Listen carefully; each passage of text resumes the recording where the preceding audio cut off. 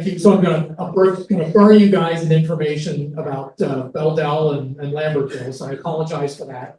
But one of the things I'm sure we all try to tackle is in our modeling is what were the operations in place during the time when we're trying to model? What did they look like? What might you experience if you were sitting trackside at the line during the day, which I'm sure is probably all of our dreams to stand trackside at the time we're modeling. So for purposes of Bel-Del operations, we're going to do some data mining today, looking at information that's available from a tonnage map, a New York Division employee timetable, and track charts that we can then interpolate what the operations actually look like on the line during the period in the 1940s, the period that I'm trying to model. So we start off with a Bel-Del tonnage map from 1941, and you can see at the very lower right-hand picture. This is during the World War II, or the right on the eve of World War II. The very fat lines with many individual lines is the main line, and you can see the Bel-Del moving off from lower right to upper left up to Stroudsburg. And it's interesting, this map provides two bits of information. One is it provides the number of trains operating in the line in terms of direction, north and south. And it also provides the number of cars as an average per train. So this was a great find for me. So between Trenton and Lambertville, we can tell from the map that there were 3 passenger trains daily each way, so 3 round trips, and 5 freight trains daily each way. The northbounds had an average of 61 cars per train, southbound with 66 cars per train. On the segment from Lambertville to Phillipsburg, we have that same 3 passenger trains daily each way. We have 5 freight trains daily each way, so the same number. The northbound is 64 average cars per train, southbound 65 average cars per train. So we can do some basic math there to say some cars go off in Lambertville. Between Lambertville and Flemington, we have an amazing 0 passenger trains in 1941. And 1 local freight train a day that averaged 6 to 7 cars. So a lot of information that we can glean from this map, which actually appeared in Rails Northeast. So then we dive into our employee timetable, which is a Bible for those of us trying to identify operational issues that were attendant to each of the lines that we may be interested in or modeling. And here are just a couple of things I thought were interesting out of this 1943 timetable. So first is there's a new standpipe located at Washington Crossing. This is 1943. So it's located 7,000 feet south of Washington Crossing between the main track and the passing siding at the switch. We were talking about during the break GW interlocking at Washington Crossing, and so in 1943, they're locating a new standpipe along the Bel-Del. Second is there were track pans at service on the Bel-Del at Frenchtown. There's a number of pictures that you may see about Frenchtown where there was an extra large water tower there, and in fact, previous to that, it was 2 water towers that supplied those track pans. And at the PRR Museum in Strasbourg, there's also a list of places where the PRR had track pans, and it does identify Frenchtown as being a place where there were track pans. Second is the Bel-Del was famous for the implementation of PRR's train phone system. The Bel-Del was the test location, in fact, for the train phone system, and it was installed in 1943. You'll see in some of the pictures that there's a mix of equipment with and without a train phone. Some of the early installations were not on top of the cars, but actually down low. There have been a couple of articles in Keystone and Highline that have dealt with train phone systems, and I covered every one of those for this information to find out what was actually happening during the introduction of this in 1943. This caboose is in Phillipsburg, without a date, but it's not too far from the vintage of 1943. But there it is in the timetable talking about the train phone system and its operation on in the New York division, which is ultimately the Bel-Del. We also have RPO service, and there was a great article in Keystone several years ago about, actually maybe not, but it was about riding in the gas electric and doing the RPO service on this line. There's Washington Crossing Station up top and a Titusville down below where mail delivery was handled by wheelbarrow. So you can see in the timetable, again, for purposes of modeling or just general interest, what RPO service was operated on the line you may be modeling. Engine restrictions. This is one of the most interesting parts, I think, and I can see that type is really small, but there were severe restrictions on the Bel-Del for locomotives operating. The largest freight power that was permitted were L1s, and of course K4s with 250 P75 tenders. Not that they would ever likely visit the Bel-Del, were prohibited. Some of the industrial leads were limited to A and B class engines, D16, as Mark and I were talking about earlier, or H6 class engines because of the light loadings. And those bridges across the canal, as you can tell from the prior presentation, were not heavily built. So this preserved the older PRR power on lines such as the Bel-Del. Lower right, you'll see this picture later, but this is a B8 class that was frequently seen on the Bel-Del, again, for purposes of light loading, and then in Phillipsburg on the lower left is an H6 class that was doing switching. Yard limits for purposes of operation. There were a number of yard limits. I appreciated the comment about this being called the jungle. So a lot of the Bel-Del territory is covered by yard limits. So in this case, Trenton, obviously a major area with a number of yards, a very complex infrastructure. But even Monongahchunk, at the very north end of PRR's ownership on the line, was a yard limit territory where interchange took place with the Delaware, Lackawanna, and Western. Belvidere, where there are a number of industrial companies, the Martins Creek branch, which crossed the Delaware River again and accessed the cement region. Phillipsburg, a Kent yard, which was a major yard on the Bel-Del. Flemington, with several industries at the very end of line and the interchange to CNJ, and of course Lambertville. So they were all governed by yard limits as identified in the timetable. Maximum authorized speed. So how fast are you going to be operating on your Bel-Del? Listed as 50 miles an hour passenger, 40 miles per hour for freight, plus consist specific speeds. I wasn't aware that these were implemented so early in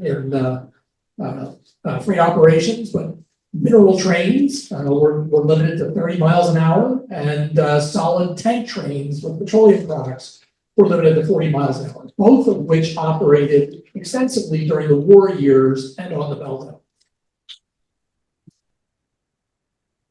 Other speed restrictions on the line can be identified through the employee timetable, and I've isolated several of those. So between Trenton and Monongahchunk, we have Upper Ferry Road crossing at WB. We have a point 7,600 feet north of Regalsville. So there's a number of curb speed restrictions. So for a line that was pretty straight, there really aren't that many, but they're pretty severe when they occur. There are two crossings or a couple of crossings are identified as requiring conductor flagging. Now we know that Lambertville downtown was required. We know that Coriel Street, that was also required. But the there were other lines where the Flemington branch crosses what is now, I think, Route 12. That was a flagged crossing all the way up to the end of operation, all the way up to the end of operations. There are still no crossing gates there, to my knowledge. And Moore and I'm sorry, there's the one at Flemington on Route 12. But just west of Lambertville, or just north of Lambertville, on the Flemington branch, there was another public road crossing that was never signalized. The other thing is identifying superiority of train movement. So when you're planning a beat for operational purposes, which train typically takes the siding, which train typically takes the main. So in the case of this, for the timetable, northward trains, the Bel-Del was a north-south railroad. So northward trains got priority over southbound trains, and that makes sense because northbound trains were climbing what grade there was, and southbound trains were coming downhill. We have so the track assignments you see in the lower left says that the Bel-Del is organized as a north-south railroad. Most railroads, as you can probably know, are east-west. And then the specifics of tracks with no assigned direction. So aligns fairly well with the yard limits in one sense, but also specific tracks where there just isn't a requirement for any specific designated direction. So if we look at and this is a page of the track or of a track chart. If we look at a track chart for the Bel-Del, we see that if you look along the bottom, you can see at the very bottom line, you can see the curves on the Bel-Del. They're relatively, so I'll work on this page up from the bottom. Most curves are around 1 degree, so a very gradual curve. It's not something that is a severe curve, and as we saw, there weren't many curve restrictions on the Bel-Del. Second, we saw the benefit of PRRs using the old towpath for the construction of the line. There is very little grade. Since this track chart is from the period prior to the abandonment of the canal is shown on the track chart. So you see the lock, abrupt vertical change for the actual canal. As we said, the grade by using the old towpath is 0.3% or less. Perfect for a railroad. The track configuration is also shown on the track chart here. So you see where the intermediate or where the signals were, although they're only identifier signals, where structures are located and where even the canal aqueducts are located. As the canal ran parallel to the line, any creeks that crossed under the Bel-Del also crossed under the canal. And so there's a number of canal aqueducts that are located along the Bel-Del, including in Lambertville. We also have obviously the location, the railroad name, the specific mileposts, and the feet between mileposts. Of course, they're all 5,280 feet. In fact, none of them are 5,280 feet. So using, again, what you love your timetable for is you have arranged freight service. And so I've highlighted for you some of the trains on the Belvidere division, which are BL trains for the most part, or there are trains that are interdivisional, such as N80. So we have BL2, BL6, BL22, BL4, and N80, all identified here. And you have the times for their scheduled times for operation on the segment of the Bel-Del. These are for eastward trains, although we know for Bel-Del, I guess that would be northward trains. So here's the timetable for passenger trains. And I circled Lambertville there, so you can see the 3 trains that ran during this period. We have 2259 for southbound, 385 and 375. We have a daily except Sunday. We have a Sunday only train, and that'll be something we'll talk about a little bit. And we have a daily except Sunday. So really on the Bel-Del, the train service was organized for commuter style operations to and from Trenton and Phillipsburg. On Sunday, it really catered to a leisure travel crowd going up to the Poconos. And then on the other side, we have train 356, 386, and 2372. So now we flip over to the New York Division makeup of trains. Mercifully, it's a 1943 edition, so I didn't have to extrapolate into something else. So the things that are typically identified in Bel-Del trains, we have P54 coaches, we have PB70s and P70 coaches and combines, B60 baggage cars, PBMs, which I'm interpreting to mean any passenger baggage mail. And what I see in the photos are PBM 54s, a very small subset of equipment, or PBM 70s. And then similarly, B&M, any baggage and mail. So we have BM 54s, or as Mark and I were talking about that during the break, or BM 70s. And then there's an interesting one labeled a P78. And that's not the diner that you might normally think of. That's actually an X32 boxcar or emergency coach. Keystone did an outstanding article of this. I worn my issue out. I've had to buy a couple more copies of that for these war emergency coaches. And this was assigned to the Bel-Del on the Phillipsburg trains. So if we look into the detail of the specific trains, so here we have 375 trains moving from Stroudsburg to Trenton. 375 drew a baggage mail, 375 drew a P70 coach, a combine, a baggage and mail car, and a P60. So my regular consist is those four cars. 385 drew three P70s and three PB70s, interestingly, three combines and one coach.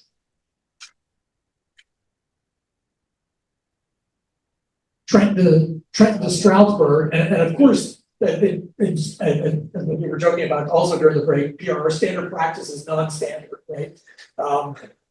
These don't line up. So you can't have a consist that goes in one direction and different configuration of cars coming south. So I'm assuming that's just part of the artifact of typographical errors. 356 in the reverse has a P60, a baggage and mail, a PB70, and a P70. And then 386, three PB70s and 370. They match, or P70, they match. So that would be 1.5 3 P70. In the pictures, it actually is multiple combines. And I'm not sure whether that was a result of the mail sorting system or not. So 2359, our local here, shows a PDM, a P54, and a P78. So during 1943, it had a boxcar conversion for a coach. At least that's what it says here. And then in Trenton to Phillipsburg, this is where it doesn't align. So I have 2372 with a PBM 54 and a P70. No P70 or no P78 shown. But I happen to find a picture of a P78 coach here at Phillipsburg behind an E6. And this was very exciting to me. Because one, I was able to tell that this was not only a P78, but it's the P78 with the square windows. Those of you that may recall the article in Keystone, there was a round window version of this, and there was a square window version of this. So this is the version with the square windows, which is great to have. You can also see in the background the caboose track, which at this point, which I'm presuming to be war era, because that's when this conversion coach was assigned, has a series of cabooses, mostly N6 and N5s, some with and some without train phone antennas. That's a good mix. And yes, an ND, it looks like in the very back. So I happened across this picture, a terrible one that it is, but it's the only color picture that I have found of a P-78 war emergency coach. Don't know the location, if anybody can help, but it's also coupled up to a P-54 combined male baggage car, similar to Bel-Del configuration. People said that they rode really rough with the freight trucks. So if we were train watching in Lambertville in 1943, what would we see? So what I tried to do was take all of the schedules, lay those out into an Excel spreadsheet. A bunch of people here will laugh at that because they know that's what I do. Lay this out in an Excel spreadsheet, organize them over time and say, if I were standing trackside, what would I see? So the first thing I would likely see in Lambertville is at 3:28 in the morning, I would see BL2 heading north on its way to Phillipsburg, daily except sign. Then southbound BL5 at 6:38, southbound 2359. So this would be the Phillipsburg to Trenton kind of commuter train that would have the P78 on it at 7:17. I could see N30, interdivisional train at 7:23 going north. Then I'd see BL6 going north at 7:39. So I've got a busy morning. Now I've got a bit of siesta until 9:15, when I get two more northbound trains, BL26, that carry the cars to and from Flemington. So it would be working Lambertville if it was setting off cars, but actually BL26 is a local in this case. So it would be the one working Flemington. Then we have 356, which is the Trenton to East Stroudsburg northbound passenger train. Then we have southbound at 31, another interdivisional at 9:18. So the nines give us a busy time. 386 going from Trenton to East Stroudsburg, but only on Sunday. So this is our Pocono excursion train, which I have seen consists in the 10, 15 car range and pulpits attached to this train. BL22, also a local, but during the war was a mineral freight train. So it operated daily as basically a coal train during the war. BL21 is the counterpart. And actually, in BL22, its termination is listed as Byron, which is a quarry. So this is not the, I'm sorry, this is not the coal train. The coal trains were the 6 and not 6, the teens. So its termination was at the Byron quarry. Now I have BL27 returning from Flemington, coming back, and it's took interchange cars from CNJ. Not much, it's a very light interchange, but this took interchange cars from CNJ and Flemington. I've got BL23 returning from the Byron quarry back to Trenton. I've got BL33 from Phillipsburg going to Anola, so another interdivisional train. I have BL3, but since it originated in Phillipsburg, it had a BL designation. So I have BL3 from Phillipsburg to Morrisville. BL4 from Morrisville to Phillipsburg, so that air going by. I have my evening Trenton to Phillipsburg returning, bringing my commuters back at 17:55 through Lambertville. And then my southbound train from East Stroudsburg, which used to connect to the Phoebe Snow. 385 coming south on Sundays. And then 375, it's daily except Sunday, coming back a little later in the day. And then closing out the day at 1928 with an interdivisional run BL34, which was Altoona to Phillipsburg. Interesting that has a BL number, even if it was an Altoona origination. So got some historical photos from that. What I thought was most interesting to follow up on from this was really the motive power issues. Because it was restricted on the Bel-Del, I thought, let's see if the operation really was borne out by what the timetable says. So we'll pull up, their presentation for that.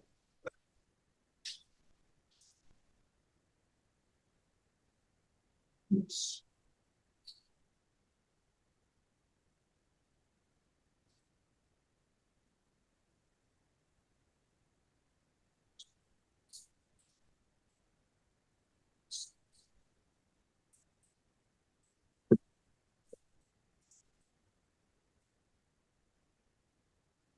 So Bel-Del, according to the timetable, is restricted by virtue of several both curvature and bridge ratings. We saw the bridge to Flemington being one apparent constraint, and a number of the industries had further constraints for that. But what we'll see is that the Bel-Del is the land of E's, H's, L's, and dual bars. So the composition of motive power for the Bel-Del is that B6s traditionally handle the industrial switching in the major terminal areas. Those were based out of either Trenton or Phillipsburg. There's evidence that both were there, although the local operations seem to primarily originate out of Trenton. Primary passenger power is E6s. You see that on almost every photograph on the Bel-Del. I've located two pictures of G5s operating on Bel-Del. H-class owned the Bel-Del for all local freight operations. The transfer runs from Trenton to Phillipsburg, from Phillipsburg all around Phillipsburg was H-class. In fact, it was interesting. In the MP229s, or I'm sure you guys all know, there's a locomotive. There are locomotives that are actually assigned to Phillipsburg, with Phillipsburg marked on their pilot. I don't recall that from the original Keystone article that talked about the pilot being designations, but there is a PL pilot beam indicator on a couple of photos that I found for locomotives that are actually assigned to Kent Yard and Phillipsburg. When the consist was long, the Sunday train to the Poconos drew a K4. Although again, not a 250 P75 tender, it looked quite out of place there anyway. And L1s, either single or double-headed, owned the Bel-Del from a freight standpoint. So let's look at the Class Bs that we have seen on the Bel-Del. So here at Kent Yard in the upper left, we have on the ready track a B6, and then switching in Kent Yard below. Then serving Union Freight Square in Phillipsburg is also a B6. This was where the old passenger station was, exactly, right. Which was sadly torn down. It was a very bizarre looking building, a Greek revival building that not at all looked like a train station, looked like a hotel. But here it is switching the freight station, which you can see on the left at Phillipsburg, and there's the free bridge that connects Phillipsburg and Easton in the background. Here are other B6 photos in the upper left. That's at Lambertville, and this is actually the Flemington job that is about to cross the bridge over the canal to the Flemington branch. Here, upper right is a B8 that is at Phillipsburg Yard. This is from the Barringer Collection Hall. Lower left is actually on the other side of the river. This is the Flemington Junction Yard that we also call the Elm Street Yard, and you can see in the left, that's the power plant that used to be the Lambertville Pottery building. So here is switching on the other side of the canal from Lambertville. If you squeeze, if you look real close, it looks like to the right of that lower left picture, you can see the canal, the edge of the railroad going down towards the canal. our Class E6, the mainstay of power here in Phillipsburg. And there you can see the freight station. This is at the standpipe. So I'm presuming that this is the local that would have, basically delivered its passengers here, and then parked itself overnight at Phillipsburg yard. Here's an E6 on a work train at Kent Yard. There was a derailment, and the E6 was typically laying over at Kent Yard, was conscripted to help service the derailment. And again, we're very fortunate. The Phillipsburg Railroad historians have a collection of photos from a single photographer who lived in Phillipsburg, who took pictures all around the 1940s. And these have been available online, so it's great to have as a resource. Lower left, this is the laying over of the Phillipsburg to Trenton local. Same at the right, so I can see what locomotives are routinely showing up on those trains. And correlating this to the MP 229 allows me to identify a specific road foreman. And then I can go through the 229 to see where that road foreman's engines, which road foreman's engines, which engines he had. Those would likely be candidates for Bel-Del. Not necessarily, but possibly. Upper left, we have in Stroudsburg. So this is on the Lackawanna. You can see the Lackawanna style canopy support there, and this is a CTE and the pilot marking, so a Camden assigned engine, which was very common for the Bel-Del to have Camden assigned engines, which were actually based on Trenton. Upper right is, I believe, near Regalsville, in the narrows of the Bel-Del, so you have the cliffs adjacent to the Delaware, and this was in the late 40s, which is great to have pictures of that. But we have a 4-car train. This would have been the Sunday only train in its later years. Lower left, pulling into Phillipsburg at Union Square by the passenger station there. We see there's a couple of tracks for handcar operations, and then also at Union Square in Phillipsburg on the lower right.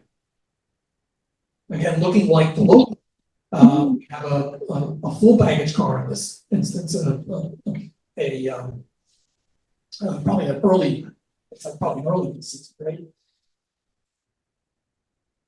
Here's the picture we saw right at Phillipsburg, parked at the standpipe. Lower left, again at Stroudsburg.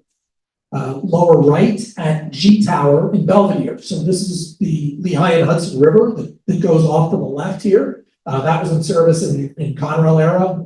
That was just recently removed when the last of the shippers died out from Norfolk Southern. But this at G Tower in Belvidere was where the Lehigh and Hudson River, who had trackage rights on the PRR from Phillipsburg to Belvidere, operated. And then upper right is an E3 class operating on a work train, a camp car. What year is that? That again in the 40s, because they all seem to be around the period of this single photographer. Okay. So you don't have an individual year for that? No. And they're labeled like in the 1950s or the 1930s, and I don't think they're either. Yeah. Because in this case, as we were talking about, the marker lamps are removed on this, so we assume it's. And they have the post-war. That has the post-war lettering, so we assume it's probably late 40s. But there were E3s on New York Division based on the MP 229, not many. I think they were all dropped by 49. Was that 49? Okay. Laying over again in Phillipsburg in the upper left. In Stroudsburg, you can see the heavy main line here on the DLW for the connection. And the South Force, lower left, pulling into Phillipsburg from the south. And again, here's where we see a mail car, combine, couple of P70s. And then someone graciously colorized some of the photos here at Phillipsburg for the layover, the train laying over. What's interesting in this instance is it's pointed north. So I'm not sure why normally the layover would be already have been turned and pointed south. Do you know when they switched over from, I saw in the previous one, semaphore signals, did they ever switch over to position lights, and if so, when? That was on DL&W, but yes, Petsy did. And they're even though it was their only indicator, it's not a full signal system. Yep. Upper left is Foul Rift. Upper right is Belvidere. And it's lower left is in Phillipsburg, which is an interesting because this is Futura. I was telling Mark this is one of the eras I particularly like. I'm one of those odd people that like Futura lettering. Lower right is pulling into Phillipsburg on the south end, while an H class is switching. So here's one of those G5s, terrible picture, but since you're now well oriented to Lambertville, you know that there's the agent flagging the crossing. He's also got an order. He's also hooping up orders to the train. We see the short consist of the train. We know it's G5, even though the based on the pilot, even though the smoke has clouded the drive wheels. Excuse me, Yes, sir. the Lambertville sign you see up there, is that the actual restaurant today? Yes. That would be there with, This is actually the passenger canopy, which was ripped off during a derailment. that's where the glass walls are. Yeah, exactly. They covered this with glass now. But the original canopy was sheared off in the derailment. They rebuilt a fake canopy and then glassed it in as a larger dining room. It's cool. Yes, the train at the top is coming out of Trenton. I'm presuming this is a Bel-Del based on the track location and the consist size, although this could be a train to one of the other branches that came off the Bel-Del. And then I'm trying to clean up that one a little bit below. So in front of that locomotive on the bottom picture, if coming towards us, is the street, right? That's Bridge Street, yes. And then it goes over the. And then it goes over the canal, yes. Yeah. Yes, and the early pictures of this bridge, well, actually in the 1800s, it was a movable bridge, right? It had to be for purposes of the canal. This is only very few feet off the water. Now it's a concrete bridge. Obviously, that had been built after the canal stopped service in 1940. But while the canal was in service, that was a movable bridge. I thought that part of the canal was mostly a feeder canal anyway. It was called the feeder canal, but it was navigable over most of its length. And since Bel-Del had heavy products like stone, the canal was often used. And there's a couple of books on the Delaware River Canal that cover the feeder, and you can see a lot of commercial traffic that took place. And I did have a few pictures early on. But yeah, this actually was a movable bridge in the 1800s. So K4s, which typically, and this does not look like it could be because it's post-war. It could be the Sunday only train, although it tended to draw a larger consist than this. There's K4 coming south of Belvidere, I believe, heading south on the Bel-Del.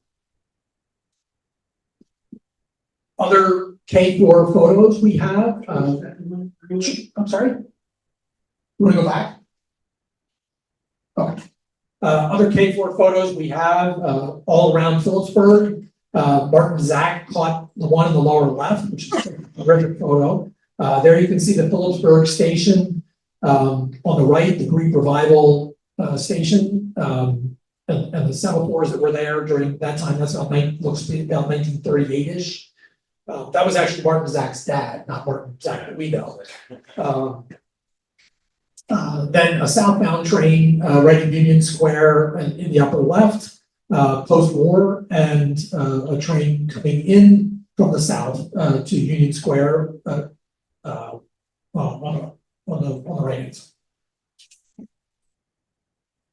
Class L1s, which again, I think you will see every time I see an L1 picture now, I think pretty good chance it's with, an L1 New Jersey, pretty good chance it's Bel-Del.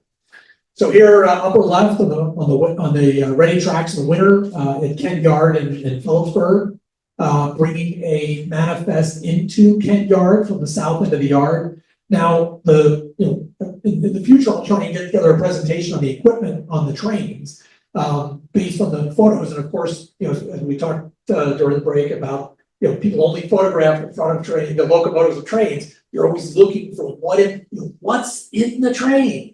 Well, thankfully, we've got a good curve here in the south end of Phillipsburg Yard, and you can see a lot of cement covered hoppers. The Bel-Del interchange with DL&W's Bangor in Portland, interchange with the LNNE, obviously interchange with the LNHR, although they really didn't do a lot of interchange, but that was in Phillipsburg itself. But the Bel-Del handled a substantial amount of cement traffic from the cement region. And so most of the trains that you see pictures of in the 1940s have the new technology, a covered hopper, which were developed in the late 1930s.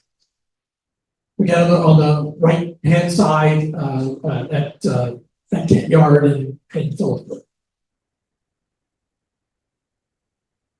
I think this is Belvidere. I'm not sure where that upper one is. The upper left. Kent Yard in the lower left, and Kent Yard again in the. Belvidere on the right. So this is actually on LNHR track at this point, but not for purposes of interchange. I don't think it's for purposes of interchange because that's nothing behind it. On the turntable at Phillipsburg, and this, when you see the photos, an L1 just barely fit on the turntable in Phillipsburg. Another perhaps limiting factor as to why the timetable requires nothing bigger than the L1. Whether it was only for clearance purposes or whether it was also for, might have been able to run through, but it couldn't do much at Phillipsburg Yard. On the ready track, that's not really the CNJ yard. The CNJ did have a yard in Phillipsburg, but that's on the ready track. There was an upper and lower yard at Phillipsburg, and so you see two levels. Actually, you'll see three levels of track in Phillipsburg, because the other is it was an elevated track to supply the coal tar. And then Can you tell us again where that turntable is located? In Phillipsburg, in Phillipsburg, the area, the last time I was up there, it's all covered with weeds. But there was quite a substantial facility in Phillipsburg when I first started going out. There were still tracks there. There were still locomotives there in probably 1980. Did Lambertville ever have its own turntable? Yes, Lambertville did. Oh, it did. In the shops. It was a very small one, which was only seemingly about 60, 65 feet, big enough for the gas, electric, and the locomotives that were stationed there turn of the century. Somerset Water Tower is a great photograph. Again, somebody graciously colorized this. So it's nice to see an L1 so dramatically operating on the Bel-Del. And again, seeing the canal, the tracks, water tower, to me is just a really pretty scene and worthy of bottom. A train pulling into Lambertville in the upper left, an L1 coming southbound. Again, you can orient things pretty well once you know the geography of Lambertville based on where the canal is. There's the turntable. You can see how tight a fit that is at Kent Yard in the upper right. And for orientation purposes, the caboose track that we were looking at is off to the right of this, and there was a coaling is just behind us, So there was a hillside that surrounded the roundhouse here. And there was a small crane that operated to empty the ashes out of the ash pit on narrow gauge tracks in Lambertville, or I'm sorry, in Fulford Yard. Another interesting little modeling feature. On the lower left, we have a double-headed train pulling into Kent Yard, both L's, and then lower right, again in Kent Yard, an L class. You see the train foam on many fewer locomotives than you do on the cabooses in Phillipsburg. And those of you that read the articles on the train foam, the initial installation wasn't necessarily on the tender the way you've all seen it in retrospect. It was alongside the boiler. I just think this is just, these photos are part of the phase in of the 1940s. Many locomotives didn't have. Upper left is the water tower and at Belvidere. You can't see the station behind the locomotive here, but you see another standpipe. So this is a pretty common configuration at Bel-Del, that the water tower was standoff and the train itself was serviced by standpipe. The other thing is the octagonal phone booth, which is another thing that you see a lot on the Bel-Del. There is one still existing in Lambertville Station, near the station, that people often, after there's a lot of graffiti on it, that people have to take their picture in the concrete phone booths. There's still a number of them. If you walk the trail, you can still find some of those along.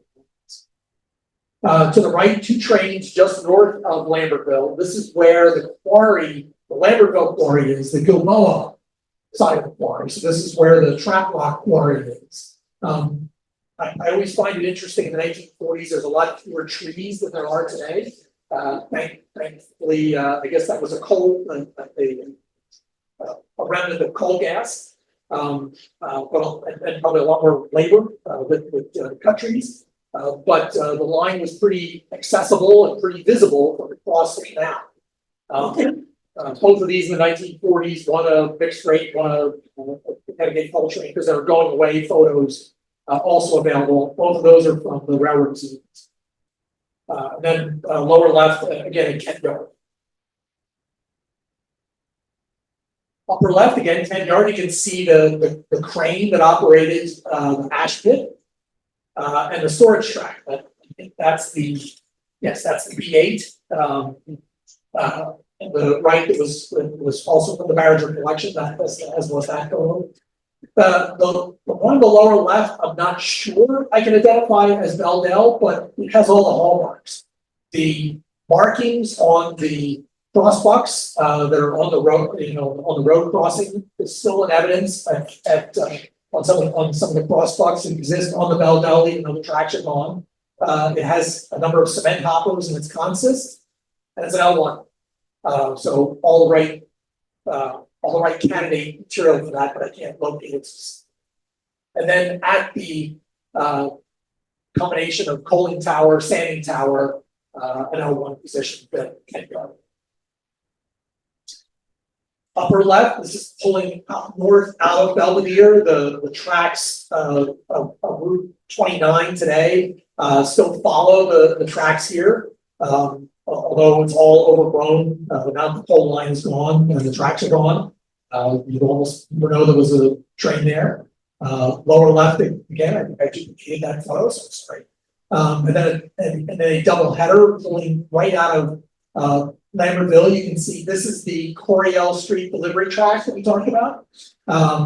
And the station is behind the house that you can see, which used to be Dress Wells, is something else now. But that's been a commercial establishment for many years.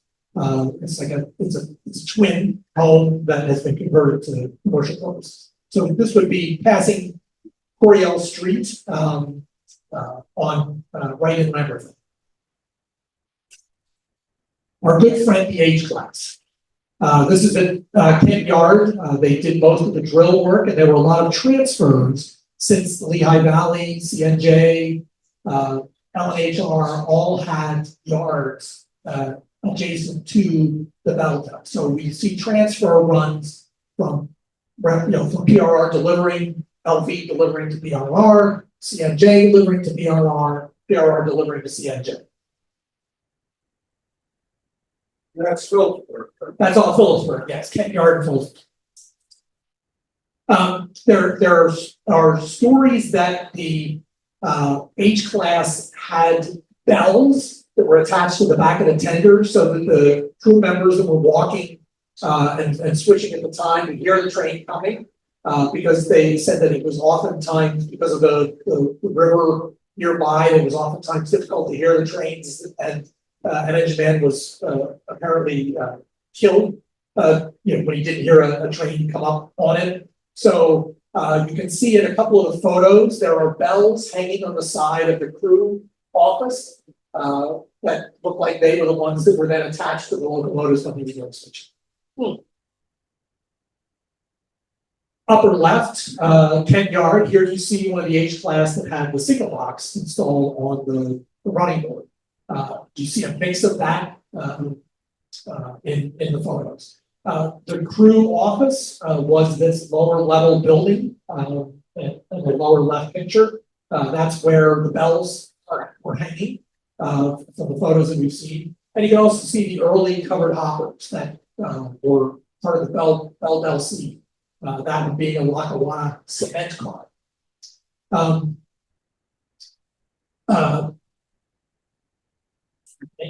There's a mountain right, or a hill, a large hill, right in Phillipsburg that the PRR cuts through, and making a transfer between the Lehigh Valley and the PRR, it goes through this hillside. So it's nice to have this overhead view of an H class making a transfer. Switching again in Phillipsburg, the upper left, lower left pulling into Phillipsburg on a double header. This is an H class lead, L class second. Upper right at Phillipsburg Roundhouse. So one of the photos you can see, and it's always to be fascinating, these standpipes that catch drain so that the water doesn't just drain out. I've seen them on many PRRs photos you guys have probably seen in Chicago, but I have seen very many fewer of them in the East Coast, so it's interesting to see that here at Phillipsburg. And then lower right, the H class in the lower yard at Kent Yard in Phillipsburg. Upper left, an earlier photo. Again, you see I'm sorry, not really earlier because you haven't seen a 50-foot boxcar here. A later ACF covered hopper, but switching in Kent Yard, post-war pilot or headlight relocation and lettering you can see on the upper right. A lines west tender, as we know, many of those came east post-war era. In the lower left is part of a double header in the yard. The Roundhouse in Phillipsburg, which is basically all, in this case, is other than one V6 is all H class engines. That tender on the lead engine looks like it might be an L1. Oh, yes, with the doghouse. Yes, you're correct. Correct. Well, some of the lines put a standard track converters, they were going sound. Yep. Yeah, that's why I said might. Might be an H. So there weren't many H10s that I saw. New York Division didn't have a lot of H10s, a billion H9s. Yeah. And a few H8s and a few H6s. This is a fascinating to me. This is the gas. So we look at the Roundhouse. We know we saw that Roundhouse in the photo of the Lambertville shows. So, and we can see that this is on the Armstrong turntable at Lambertville. It is number 200. This is the gas electric that would have operated between Lambertville and Flemington. This is a picture that the Lambertville Historical Society has. They had no information on the photo at all. But when I and maybe you guys are better researchers than I, but I have not found number 200 in the list of PRR roster of gas electrics. That's a gas electric for 46. Yes, right. And this is close, but not a Brill Model 55. Well, this is the Lambertville Roundhouse. That's the turntable. We see the canal and the buildings across the way. And there is another photo of this, what's on the roof and the configuration of the vents on the roof. Also shows up in another photo, which maybe I have, at Lambertville Station. So this is a mystery I'm still unraveling. That's Lambertville. Maybe it's a builder's demonstrator. It might have been. It might have been. Didn't Brill have a slightly larger model than the 55? Yes. The 70? They had a 250, and then Gas mechanical, the 55, 70, I think gas mechanical. we need mechanical in terms of the drive. Yes. Okay. It was a smaller car than the gas electric, which that looks like a smaller. So counting the windows, given that they've relocated the baggage door to the very front instead of having an operator's window up front. They took one of those, I mean, the same number of windows as this is on a Model 55, except for the window that would have been located for the operator is now a passenger window in the back. So, it's like 11 windows or 12 windows or whatever. So it looks like it's an early version of a Model 55. And this was one of the first places where PRR assigned gas electrics was the Huntington branch. But gas electrics of a variety of fashions came onto the Bel-Del, but the most prevalent were the latest model, I guess the GG 350s that still operate on the R&W, the Black River and Western. So that shows up very frequently in this. So lower right is Phillipsburg, lower left is Phillipsburg, again, with the old Greek Revival station. And I forget where it is to the right, maybe Stockton, but towing a baggage van. One of those on Black River West was now up in the Allentown area. The Allentown and Auburn and yes. That's 46. So upper left at Trailsville Viaduct. Upper right was a 1957 NRHS trip, which is great that so many people took pictures during that trip because there were pictures on the Bel-Del from that trip. In many instances, in fact, I believe even Frank Tavel taking some pictures of this one. Lower right, you can see right at Lambertville Station prior to the end of service, which was 1960. I think those are built by Permian Standard.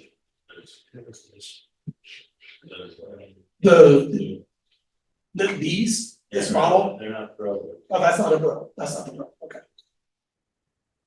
So again, upper left is the 1957 NRHS trip. Upper right, which I think is around Titusville or Washington Crossing. Lower left was the last run, 1960. There were several pictures taken in Lambertville, and I guess people just kind of gave up. Phillipsburg, there's I think one picture of it being put away in Phillipsburg for its last run. And on the right was the PRW when they came back to operate, and I've ridden that. I had ridden that before when they operated down to Lambertville from Ringo's. You can see the station here prior to its rebuilding as a restaurant. The front canopy was sheared off. The wheat patch that was the freight station that later hosted a series of freight cars that the restaurant uses for storage now. And what used to be dress boats. But the scene is largely, substantially not changed for the many years that have passed in Lambertville.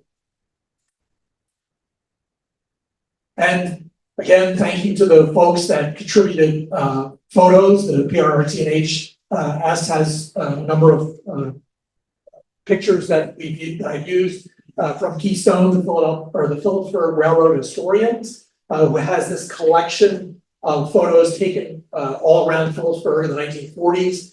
The Lambertville Historical Society, Railroad Museum of Pennsylvania, both very cooperative. We were talking about this during the break. The Scrone's Library seems to have a lot more than I've been able to explore yet, but they had a few posted online. Warren Lee's seminal book down along the old Bel-Del and its companion, The Chronology of the Bel-Del, both have a number of photos, timetables, maps that are available, and there are Facebook groups related to the Bel-Del and related to Lambertville specifically. Both of those people will oftentimes post, "Oh, my father worked at the Lambertville Pottery Company, and here's a photo that he had." And of course, I'm happy to snag it. Does anybody have any questions? I have a question.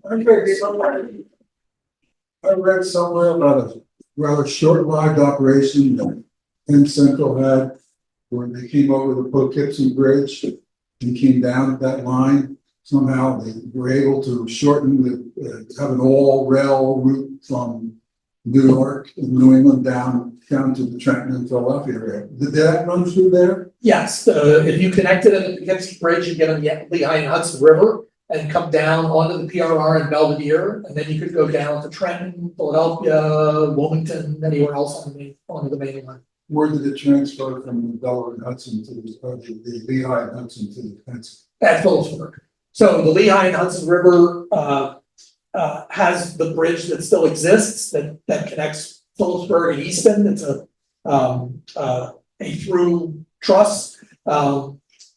So the Lehigh and Hudson River peels off to the right. You can actually, I think the marker is still there that shows the change of ownership between the Lehigh and Hudson River and the PRR. It's still there in the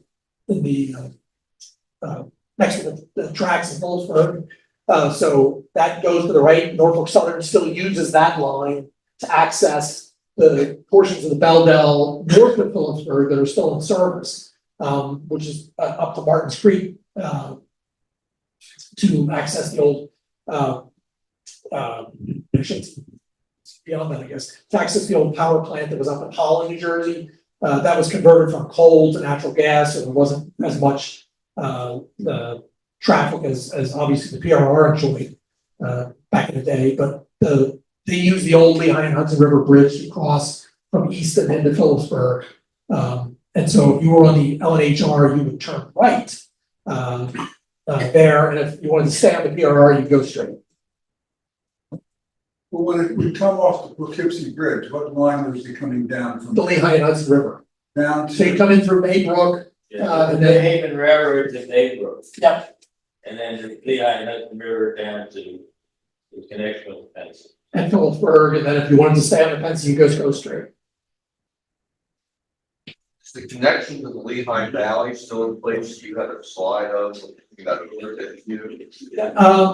There's some really interesting photos of how the Lehigh Valley and the PRR connected. Right after they came off of the bridge, Lehigh Valley, Maine, it was a sharp right-hand turn to connect to the Bel-Del. That is not there anymore. So when you see old aerials, or even you can see it on the Sanborn maps. It's a real interesting tight connection, and that's what runs through that. I'm getting old. That's what runs through that gap that you saw the age class coming through. Is that like an S curve? Yes. It comes off and then. It comes off, makes a real hard right, but since the PRR runs parallel to the river there, you didn't necessarily, I mean, there's S elements to it as you're pulling into the arc. So that's right around that Phillipsburg area where CNJ, Lehigh Valley, PRR all came together as a fascinating area. And the old aerials were just, I mean, your jaw drops to how much infrastructure is there. In the mid-1950s, Popular Science magazine had a feature story on the anti-jet, the Boston, Chicago, Pennsy, piggyback. remember in the mid-1950s, Popular Science magazine had a feature story on the Yankee jet, the Boston via Northern Jersey, Chicago piggyback train to get into the New England market. And it came across Poughkeepsie Bridge down to Bel-Del to get on the Trenton area, then down the corridor and going heading west. But they were featuring the Bel-Del as the unknown secret connection to get up to the New England area for the fencing. But like May, June, 55, 56 issues that you can still find on Google Books online. One of the other short-term benefits on the Bel-Del was when the steel plant in it was Bethlehem Steel, when it converted to ore from Brazil or whatever, the ore came up the PRR on the Bel-Del. And there's a couple of pictures that Martin Zach, that may have been the junior as opposed to the senior, has of the Baldwin transfers double-headed, bringing up ore trains on the Bel-Del to Lambertville. I think I have a. Came from Venezuela. Oh, Venezuela, okay, so I have a couple of those pictures that I picked up in there. So that's a fascinating thing to see, two of those 8-foot transfer units coupled up, pulling an ore train on that's. So you talked about speed restrictions in the era, I guess, around 1943. So did you have that, have you come across that for some of those bridges that had kind of like sharp curves and went up and over? And what did that look like? So the timetable, the great thing about a timetable is, I mean, I could spend days in your timetable, right? A number of the industrial tracks have specific restrictions for the industrial track itself. So certain tracks could only be serviced by a B6 class or an A5 class, or an A6 class, just because of axle loadings. The Bel-Del, because as those of you that have driven Route 29 up, it's against the hillside, and the hillside was constantly quarried. And so the Bel-Del had a number of very light trestles that crossed the canal to the quarries on the other side and crossed Route 29. There's another one in Moores that you can actually still see today, and it's called the Workhouse, which was a workhouse. And that bridge is still there, although it's been collapsing a little bit of time, a timber bridge. It's been a timber bridge since it was built. And so clearly not something that's going to accommodate any kind of power other than the absolute lightest thing you could get. When I'm going up 29 on the south side of Lambertville, on the right, I remember seeing wreckage. Thank you. I remember seeing wreckage on the right-hand side before you get into Lambertville that looked like it was it held a water tower or something. Am I in the right vicinity there? It's on the right, and it looked like there's a quarry or something. A lot of work nearby there. On the right-hand side, south of Lambertville, Goat Hill Quarry, there are still pieces of the loader that are there. Probably you could see them in the wintertime. And because they were quarry, a building quarry, they were made out of stone. So there's like a pillar of part of the original structure that is still there in the Goat Hill Quarry. Oh, that's not for a water tank. No, but it was part of the quarry structure. Well, as far if you're standing at the station today, Yes. where would in which direction would the roundhouse, the turntable be? You'd be looking south.